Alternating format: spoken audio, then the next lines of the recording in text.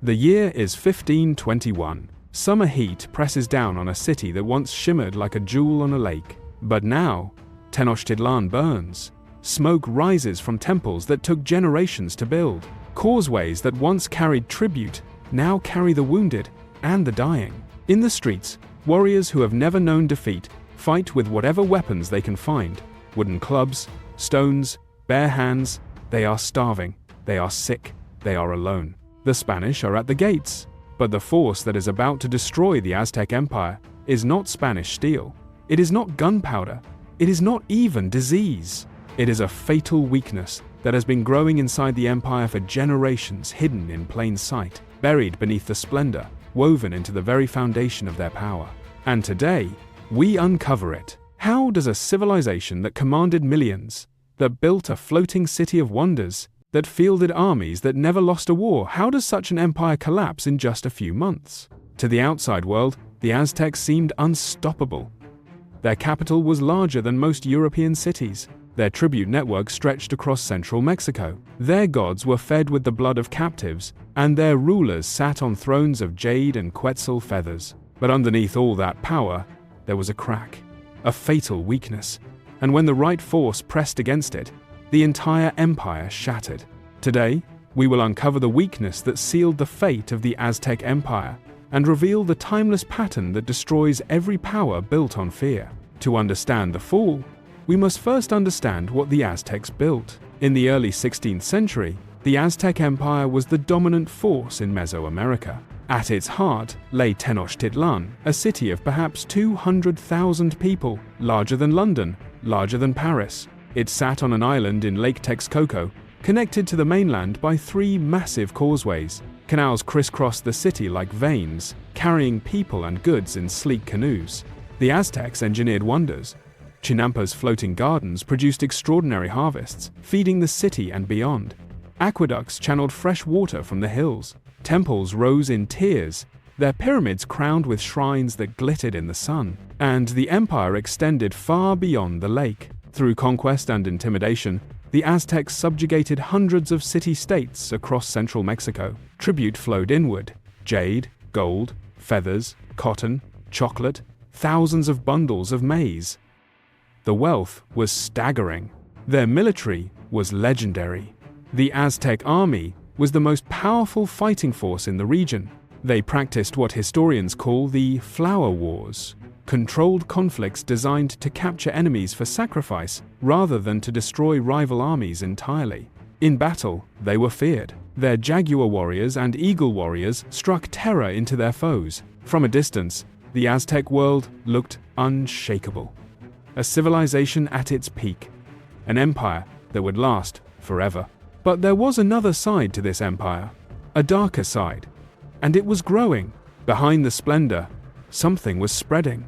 Not wealth, not loyalty, fear. The Aztec Empire was not just powerful, it was terrifying. At the center of their political system was human sacrifice on a scale the world had rarely seen.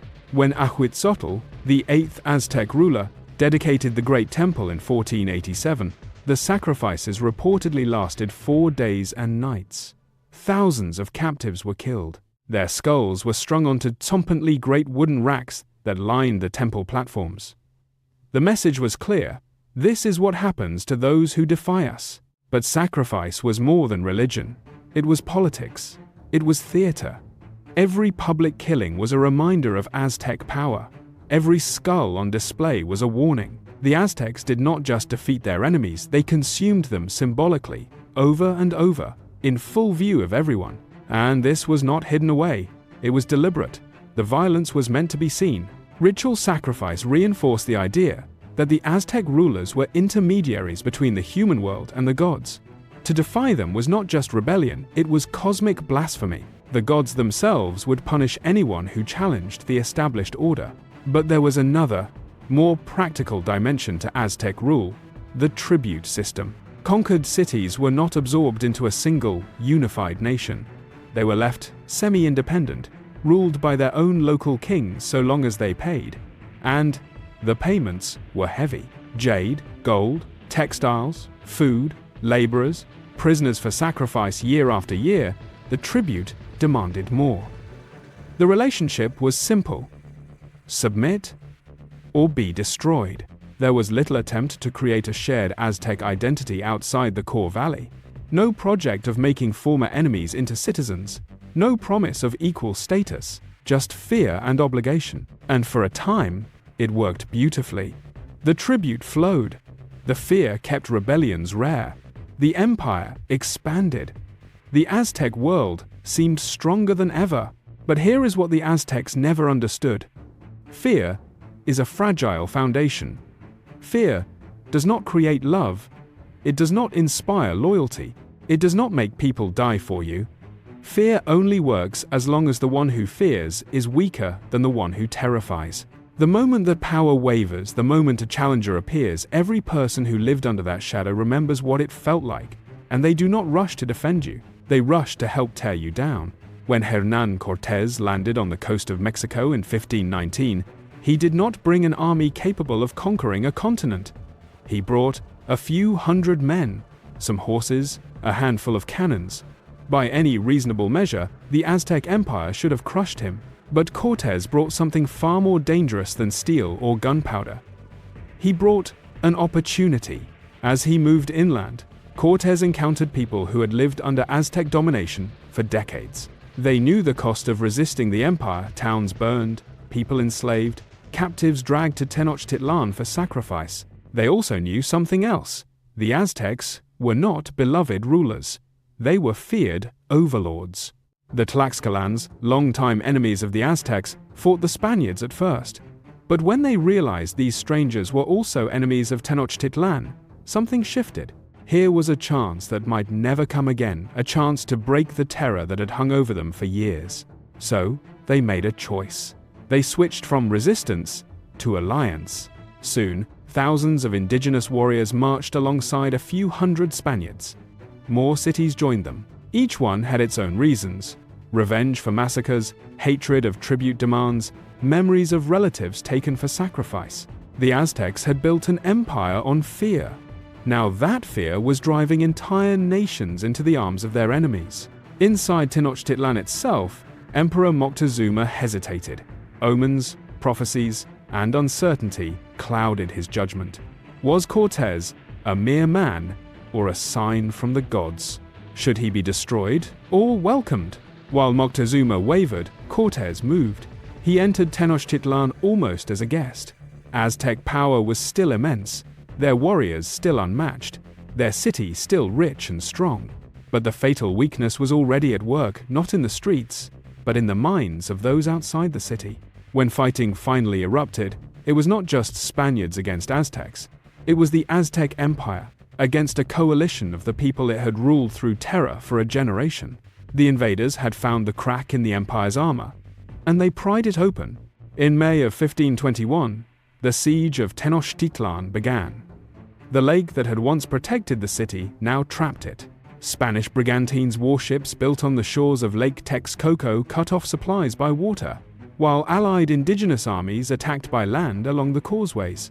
The aqueducts were severed, fresh water stopped flowing, starvation and thirst gripped the city. Smallpox, brought by earlier expeditions, tore through the population, killing warriors, nobles, commoners alike. But outside the city, there was no great rising to save the empire, no united call to arms to drive out the invaders.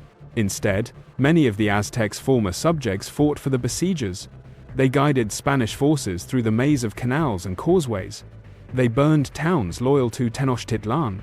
They dragged down idols, smashed temples, and settled old scores under the banner of a new conquest. In the streets of the capital, Aztec warriors fought with desperate courage, house by house, temple by temple, day after day. They were defending not only their empire, but the center of their world. Yet the numbers were against them. The coalition surrounding Tenochtitlan was far larger than any single Aztec army had ever faced, and many of those warriors had once marched reluctantly beneath the Aztec standard. Now, freed from fear, they fought to erase it. By August, Tenochtitlan was a corpse of a city. Its canals choked with bodies, its palaces shattered, its people dying of hunger and disease. On August 13th, 1521, the last emperor, Cuauhtémoc, was captured as he tried to flee across the lake. With him fell the Aztec Empire. In the end, it wasn't only foreign steel that destroyed it. It was the memory of terror in the hearts of its own subjects. The rituals meant to inspire awe now inspired hatred. The skull racks, once used as a warning, now marked the reasons so many wanted the empire gone. The fear that had protected the Aztecs for decades guaranteed that, when the crisis came, they would stand almost alone. The mechanism that built their world also guaranteed its annihilation. The Aztecs built their power on fear. For a time, that fear made them unstoppable. Cities surrendered without a fight. Tribute flowed. Enemies were paraded up temple steps and offered to the gods in front of cheering crowds. But fear has a memory. It lingers long after battles end. It sinks into stories told at night, into scars on surviving bodies, into empty places at the table where loved ones once sat. It waits. And when the balance of power shifts, when a new threat appears, when the old rulers stumble, fear does not transform into loyalty. It explodes into revenge. The lesson of Tenochtitlan is not just about the 16th century.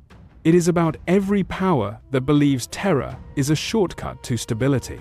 Fear is fast. It is efficient.